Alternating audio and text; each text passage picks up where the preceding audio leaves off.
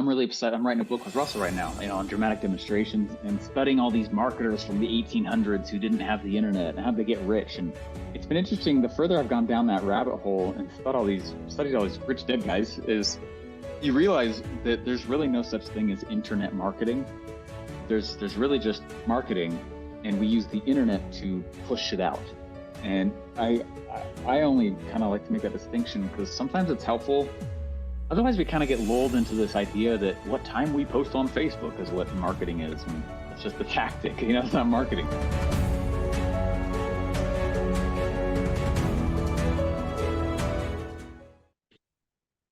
Well, welcome to the podcast today. My special guest is somebody who I've looked up to and admired for a lot of years now, and has actually made a huge impact on my career as a musician. But Steve Larsen, we call you the offer king, or the ClickFunnels guy that knows how to help people build funnels. I think you've seen probably as many funnels as about anybody maybe in the world that's done funnels, right? So probably.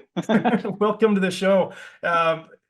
Steve, normally we bring on people that are in the music business or doing music, but I know you kind of came up in the path of, you played piano kind of like me. I'm guessing you were the kid that didn't really like practicing and you had a mom that made you play piano, right? Was that you? That's exactly what happened. My mom taught piano out of our house to all the neighborhood. And, when your mom's teaching you, it doesn't feel as cool.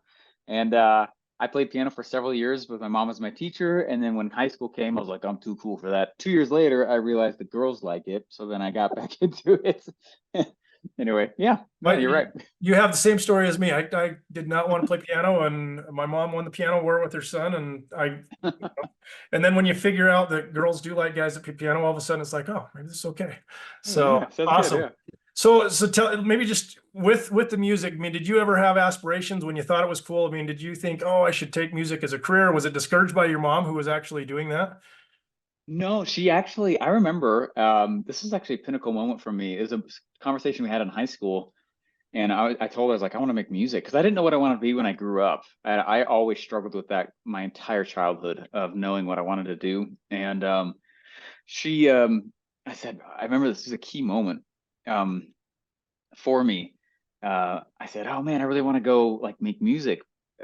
She goes, yeah, you should. I was like, but you have to be super good. And she looked at me and she goes, then be good. I was like, okay. And she actually really pushed me to go after it. I keep looking at her because I have a big stack of music equipment. And even yesterday I was watching, more tutorials on Ableton and things like that. I made a lot of music growing up. I played the drums for 7 years and taught my buddy how to, and then he became a drummer of a band. I sang in a barbershop quartet. I sang a lot of musicals growing up. So anyway, I definitely wanted to, and just to be open with your audience here, I went through a divorce 4 years ago, and really weird things started happening. About 2 years after that, I started waking up in the morning with music in my head that I'd never heard. And I started seeing stuff, and it's really weird. This creativity thing started coming back into my life, and I didn't realize it was kind of a repressed thing. And now, I've been looking for music teachers again. I just miss it tremendously. So I have a lot of respect for what you guys do. Awesome. Well, and as you kind of went down that path, I mean, was there a time where you just thought, okay, I'm too busy, or, did you decide, I don't have time for this, so I'm not going to do any music anymore? I mean, a lot of people do that. And obviously, if your mom was a teacher, you probably got pretty good at piano, I'm guessing, right? Not bad. I'm the oldest of 6 kids. My youngest brother won the self-composition competition in Arizona not many years ago. That guy dances on the piano. I have no idea how he's hitting all the keys. He's so good. But yeah, no, we got good. And then but I never got as good as him. But I wanted to go do it. I was more into electronic music, things like that. I wanted to go learn how to create that kind of stuff. So discovering new music in the nighttime is one of my favorite recharges. Awesome. And one of my things, man, we have such a similar story. I was at Weber State and I thought, okay, I passed the AP music test. I actually published music with a company that was in Colorado, probably really, I think Littleton is where the company was. Cool. that published my 2 piano duet. And so I ended up at the college and thought, oh, I'm a published author. I want to do like scores like John Williams and Hans Zimmer. And Wow. and all of a sudden I get up to the school and they make me go to the music 101 class, to learn what a half note and a quarter note was. It was killing me. I was like, oh my gosh. And I sat the first day and I'm like, okay, be patient. Just don't like ruffle feathers. There's like 80 people here and they're seeming to like this. I got to day 2 and I was just dying. And all I wanted to do was learn how to do orchestra stuff. And I went up to the teacher and I says, hey, can I at least help teach about quarter notes tomorrow? And he got so offended and told me that I had to wait 3 years in order to learn how to do orchestration and symphony stuff. And I told him like, okay, I even got a check. It was $2.50 check, but I'm like a published, composer. And he just, it was like, no, you have to wait for your turn. And I thought, screw that.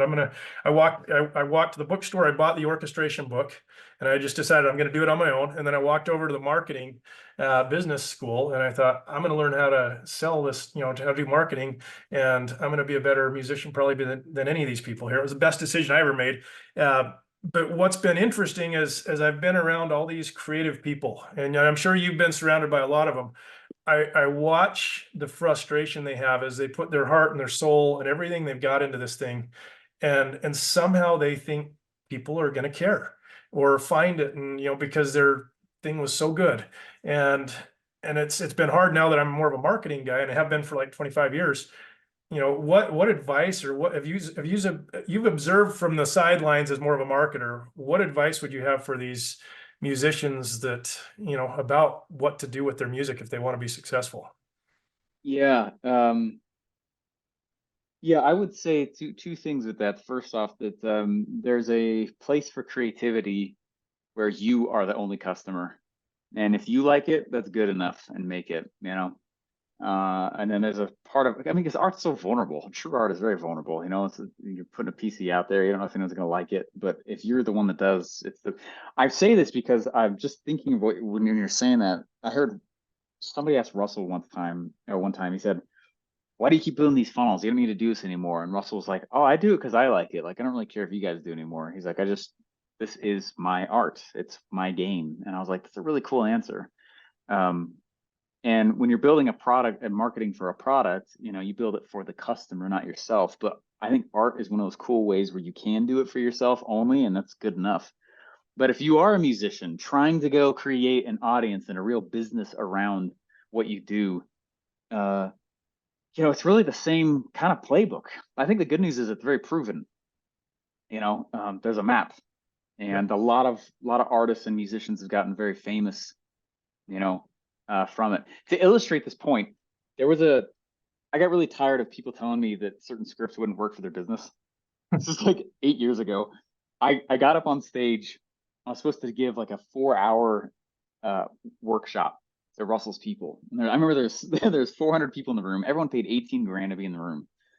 And I got so tired because they were musicians, they were artists, there were people, and they're like, that marketing script can't work for me. So I went and you probably know the story. It's become a little bit internet famous now, at least in the marketing world. I grabbed a random book off of my shelf, a book that I'd never read. And I stood up and I said, hey, can I tell you guys a quick story? And I told this fake story. This is the fake book story. And I said this story about when I was leaving college out of my marketing or my, economics class, I had all this stuff on my mind. I was on business try number 8, and friends and family were asking me, is this the one that's finally going to work? You're going to make money with this now? And, on the outside, you're like, yeah, of course. But on the inside, you're going, I have no idea, how this tries any different. And I don't know if I should tell the whole story to it, but the the main point of it is that in the story, I'm walking down the street and see this really rich guy, and I ask him how he got so rich, and then he hands me this book and says to read for 20 minutes a day and then apply what I read for 40. And he's like, you do that, your money problems will be solved. And then he drove away in this limo. And then on stage, I held up the book and said, this is that book. And I sold so many copies of that dude's book. And I held it out, and I remember the staff in the back was like, what is he doing? Is he pitching? He's not supposed to be pitching up there, And then I said, do you guys want this book? And everyone was like, yeah, right? And I was like, I got a cool offer for you. And, you know, staff is freaking out, thinking I'm totally snaking Russell and all this stuff. And I was like, we got an offer. Here's the offer. You guys get the book. You guys get the audiobook. Because how many of you guys are good at reading? Yeah, I like to listen too. How many of you guys want the bullet points? You know what I saw. How many of you guys want the cliff notes? Oh, and also we take 20 people every 6 months. We go to this author's house and we discuss the book. And so if you're one of the first 20 people to get the link I'm about to drop, you know, here you go. And so I was lying out of my face, you know, and I said that to them in a second, but I didn't tell them that. And I said, all right, let's put the link up. And there was a stage rush. And I remember this dude that literally won the Super Bowl and like ran from the back and he charged the stage, grabbed the book, and he was like, I got the book. And there's all these people trying to get the book from it. And I'm like swatting, you know, I'm like, no, like it's a fake story. It's a fake story. I've told that story probably 12 or 13 times now, and it's had the same effect every time. And the point is I always raise the book afterwards and I drop it and I always go, I have never actually read this book. And we just wait for a second. And I go, did I tell you? And this is really important for all the musicians out there, because you have to realize why the buying emotion gets created. And so to really drive frankly, the nail in, what I do is I just bring up and say, how many of you guys want the book? And this is back when I used to leave the cover on it. And so hundreds of people bought this guy's book. I've never read it still. It's a random book. And people are buying it off Amazon. You know, I was like, did I actually, do you know what this is about? They're like, no. It's like, why do you want it? Did I read you the chapters? Did I read the 2 enthusiastic thumbs up reviews on the back? Do you know the endorsements are? Do you even know what the first chapter is about? Do you even know what it's actually about, like what this is? And everyone says no. It's like, why do you want it? Because of the story. Yeah. And you have to realize that, you know, and I'd say the same thing. It's so funny. Someone was like, you gonna give me a refund for the book I just bought? I said, no. You will never forget the story. People are buying the story and they're being satisfied because they got a product. But what we purchase is actually story. And so for musicians who listen to this, your music matters. But it's the story that you build around it that is actually what's doing the selling. Yeah. But it's as you're talking about that, I know for a lot of musicians, people talk about, you know, tell stories about your songs. And I'll do concerts here at my house and in other places, and I've found that if I just play the songs, unless you're some big 80s pop band or some band that everybody knows your songs, they don't mean anything to people unless you tell a story. And if I can bring that person, you know, the group in and say, you know, I was going through this thing when this happened, or you know, this happened to me, and so I had this thought, or you know, I was sick, or I was going through divorce, or somebody, you know, I don't know how many times people have said, you know, hey, I lost a friend, and your song has helped me, and I'll tell stories like that. And they're true. Like, honestly, I get hit with songs, and you were saying earlier that this is happening to you. All of a sudden, that creativity, and I think there's kind of this, I don't know how to explain it. It's, you know, some people call it spirit stuff or, you know, whatever, but it'll hit you. And I almost feel like there's this other frequency going on that you can hear these tunes in your head. And a lot of times people don't take the time to write them down. And I think most people probably don't hear that music or aren't in that place where they can hear it. But when somebody is in a place where they have that happen to them, all of a sudden it means more. And they're like, well, it's maybe their chance to tap into that as well, and be part of that story, or have the soundtrack to the story that you just told them. So maybe you can get a piano up on stage and start, you know, breaking out and saying, I wrote this song with the book, you know? Yeah. You know, it's interesting. It's such a fascinating principle that companies that would not normally exist do because of the story. And I call it the Bag O stories, which is a dumb name, but what I'm doing is I'm thinking through what are all the stories. I mean, that's really what I'm doing a podcast, or anytime I create content, I'm testing stories to see if it causes a reaction, whether it's positive or negative. I'm not trying to make anyone mad, of course, but was there any kind of effect from what I created of people saying, tell me more, you know, just that internal emotion. Wait, what? And if I can't get that, I know that it's a story, but it's not a marketing story. You know, there's a dude that he takes landscape photography, you know, which stereotypically doesn't necessarily usually make that much money, but he makes like $100,000 a month because he's selling one picture. I said, how'd you do this? And he's got one picture that he took, one landscape picture of the New York skyline. something that we could easily out Google, right? And if you go read his sales page, it's really he's telling a story of how he got up early and how he planned the shot and how he's been finding it throughout time, and it's not like he's selling this thing for dirt cheap. It's like $200 or $300. Yeah. And yeah, stories with those. Well, I mean, you watch American Idol, I think, is one of those perfect examples of where they take all these people that a lot of them can't sing, and all of a sudden now people care because they build these stories around them. I mean, you look at Taylor Swift as another good example. I mean, Yeah. she's a brilliant marketer, and kind of the coaching she's had. I mean, the thing that I've been so impressed with her, she connects so well at a one-to-one level, which isn't normal for a lot of artists. But there's that story there. Another one that pops into my mind. John Schmidt, the piano guys. A lot of people probably Yeah. heard of those guys. I mean, Yeah. John's been a friend forever. I used to sponsor his concert when I worked at a bank 20 years ago, and we Wow. would bring Cool. him in, and I'd go backstage with him and play. I played duets on Upside Down with him. But what's been fun with him is as I look at his career progression, because I've been in studio multiple times because I've recorded in the same place for years. But when he had his breakout, it was when they did an arrangement of Taylor Swift and Coldplay, and they mashed up these two songs, and they were really cool. And it kind of got this little pop with YouTube. But I think what actually made one of the big pieces that made that really happen is they ended up getting threatened to be sued by Taylor Swift's dad. I don't really know that story or not. I saw them live, and they said, and they're like, we need to break two songs Yep. up here. And they start right when they switch songs, they stop and then they go, and now Coldplay, unrelated. And then they went into the next one. But I mean, that was like a legit thing. They were terrified they were going to get sued by Taylor Swift at the time. But all of a sudden, it made that story so much better. So people were like, "Oh, I want it, I want it, I want," you know. But I think as any marketer, whether it's a musician or not, finding those underdog stories or those things, that what's that hook to be like, okay, what's going to happen next? Yeah. And then you've got the story to get you there. The other thing I'd love you to talk a little bit about this. I hear so many people say, "Oh, I need a funnel." Yeah. They think, "Oh, this funnel is going to like save my business or save my life." And I think there's so much more from a marketing standpoint, or a storytelling of like, what's this journey you're going to take people on, and all of a sudden, they think if I just do this funnel, it's going to change my world. Mhm. And they miss all of this other stuff that actually, whether it's the emails and so I'm just curious your take on funnels versus the whole customer journey that you need to be thinking about, call it the marketing journey, I guess.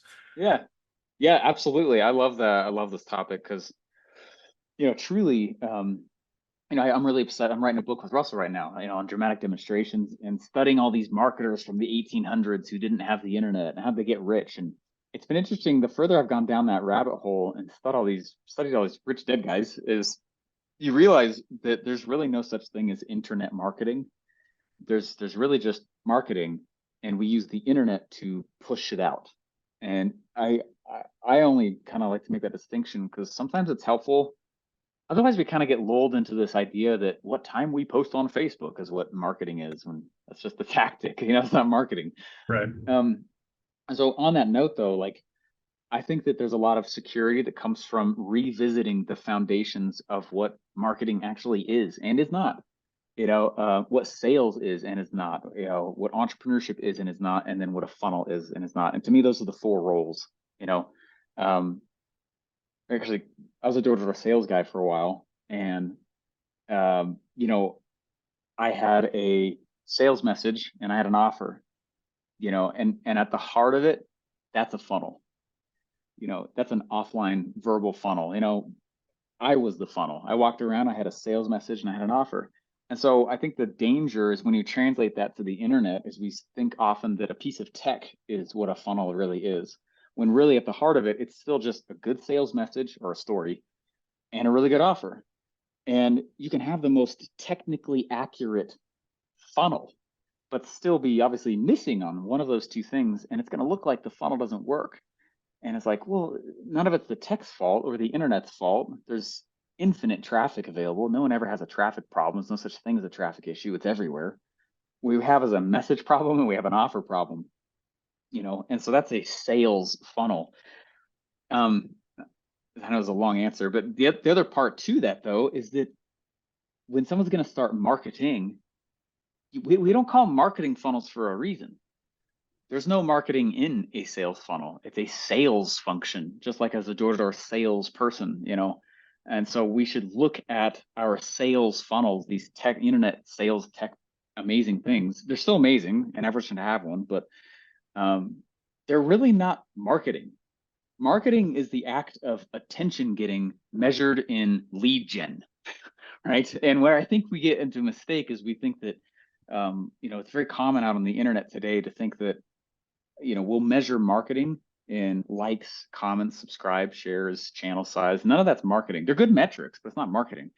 Right? If I put a video out and I never get any leads now or in the future, it's like, was that actually marketing?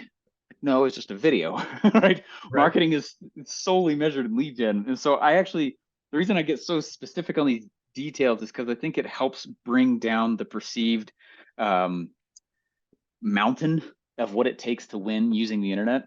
And really it's like, look, do you have a good sales story? Do you have a good offer? Do you have something that gets people to go, hey, tell me more? That's all really marketing is. And then when that lens is seen, your funnel can technically not be accurate and still be a good funnel. Yeah. Well, as I look at these good funnels that we'll call it a good customer journey. When I was really early on in my career, our CFO, who was not a marketer at all, he came to me, he said, we had like, I don't know, 20 or 30,000 customers at this bank. I mean, so we're selling checking accounts, we're selling water essentially, you know, everybody can have a checking account. But he came to me, he says, you know, I wish we only had one customer. Mm. And I thought, okay, well, why? And he says, because then we could just tailor the message and take care of that one person. And he basically told me, he says, if you can back out and just look at that one relationship, who's that dream client, and Yeah. build everything around that one journey. And it was one of those, I just kind of stepped back and like, well, wait a minute. And as I look at my music and the travel agency stuff and all these other things that I've done, it's really hard to do this because you may get 100 orders coming in a day, and you know, and you're thrilled to have that, but if you can step up, you know, above the trees, because a lot of times you're working in the business and there's all this stuff happening, you're just trying to stay Yeah. alive. If you can get your head above the trees and look out and be like, okay, that one guy, I want him to go from point A to point B, and that would be the perfect journey. I can hold if I could just walk and hold that guy's hand and bring him here, that'd be awesome. Well, what would be the next thing to make that journey just crazy amazing?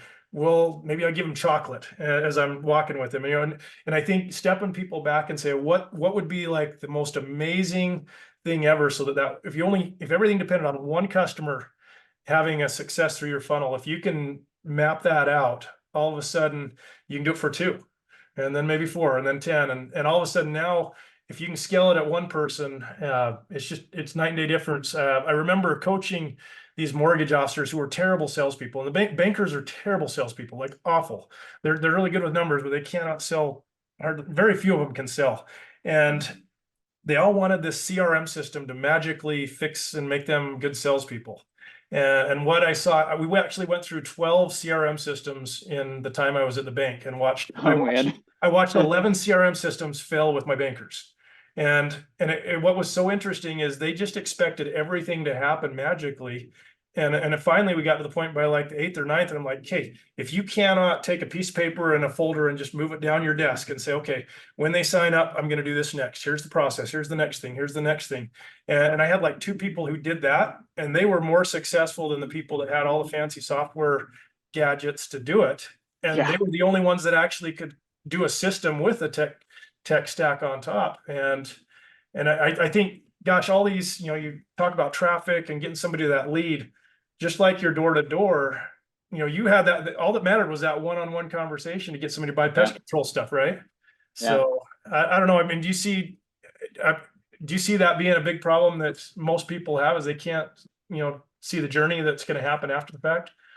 Yeah. I find that there's either no journey plan in general, or they build the journey for too wide of an avatar, you know. And if people, I mean, it's happening a lot right now, you know, as leads seem like they've been harder to get for companies.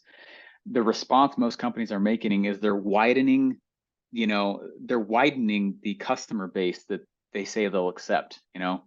Um, and that's the exact opposite answer. You know, you're supposed to narrow when times get hard, get actually more specific on who you're for and who you're not for, and then dump that into a broader channel. So most will widen the avatar and widen the channel that they fish from, and then wonder why they're not getting the fish they want. It's like you're supposed to go Right. do that.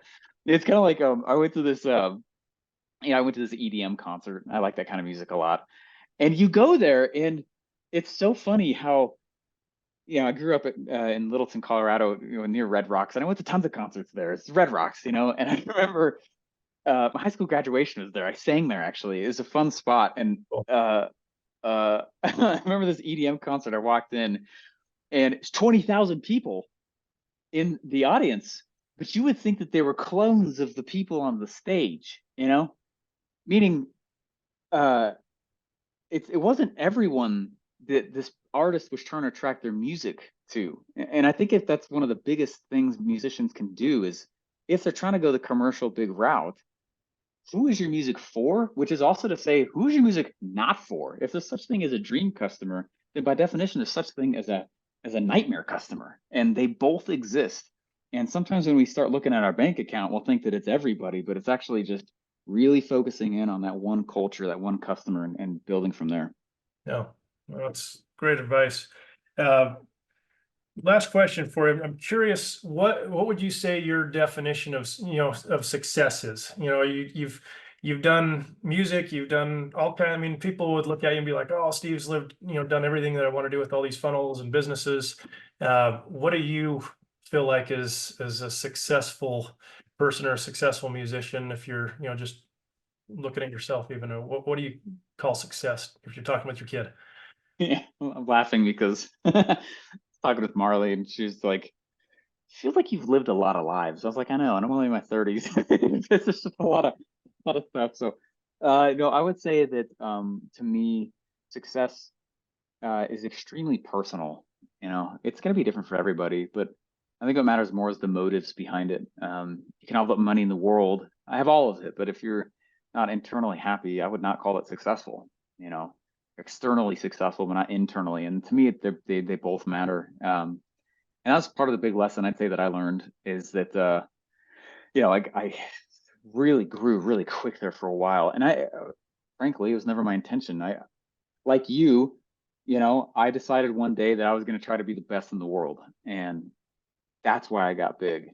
And some people just try to get big for the sake of getting big, though. They're like, I'm going to seek fame. I've never really been driven by that. In fact, much to the annoyance of my peers, I don't want to Instagram everything I do. You know what I mean? So to me, if you can't be internally peaceful, poor, you probably won't be rich. And if you're not going to be generous when you're poor, you probably won't be when you're rich. All money is an accelerant. It collapses time, the tool for collapsing time, and so you become more of who you really are when you make money. That shouldn't scare someone from making money, but that's where you enter that very tailored school of life where you're like, "Oh, I didn't realize I had all these bad habits over here. Now that I have money, um, you just lean into it and you keep fixing and growing. But to me, success is growth. That's really it. The Yeah. continued growth because the school doesn't really end until you die. That's true. Well, hopefully it keeps going, right? Yeah, definitely. So, well, Steve, I know you're limited on time. I know you're working on kind of a cool project. You mentioned the book you're doing with Russell, but you're doing a lot of dramatic demonstration type of stuff too. Where can people find more information about that? Yeah, I appreciate that. This comes in 2020. I was nerding and I was writing down all the stuff I'd ever learned from P.T. Barnum from the 1800s. Which the book great or the movie Greatest Showman was very loosely on. And um, I was like, holy cow, this guy has a pattern for launches. And much how we would think that a launch requires the internet, look how he's using what we would call today offline methods. Then it's just marketing.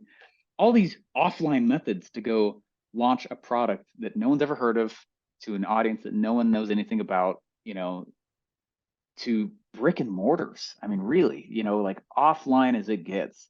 But P.T. Barnum was the second millionaire in America. I mean, he made tons of money with a museum, which no one really goes to that frequently. So that says something. This guy can command volume. So I studied him like crazy, and I was dropping something off at Russell's house, and I was like, dude, this is awesome. I'm finding all these rich dead guy stories, and I'm seeing now when I look at it from a certain lens, they all have this pattern. And he was like, "That's cool." And 6 months later, he's like, "Do you want to co-author a book on this?" So Right we're on. doing a workshop, and the purpose of it is to get a clean recording so we can go write the book. So it's dramaticdemonstrations.com. Awesome. Well, people need to go check that out. And there's so many videos I know out there. If somebody's looking to level up their marketing game, just Google Steve Larsen and ClickFunnels stuff and how to do marketing. And just for me, thank you so much, because frankly, I thought I was a really good marketer for 20 years, and then totally everything got flipped on its head, and all of a sudden everything changed, which was interesting to see after 20 years. I feel like I had more growth going through a couple of, really buckling down and spending time on things that you taught and Russell taught. But I didn't think it could make a difference for me as a marketer or as a musician. And I fought it for a year, and, it really did change the game. So if you need somebody to say, "Hey, does this work?" You can always have them reach out and say, "Hey, go look at this guy who does piano sheet music for old people," That's awesome. Yeah, that's awesome. Anyway, so thanks so much for your time today, Steve. We'll catch you on another one. Appreciate it. It's my pleasure. This is awesome. Thank you, Jason.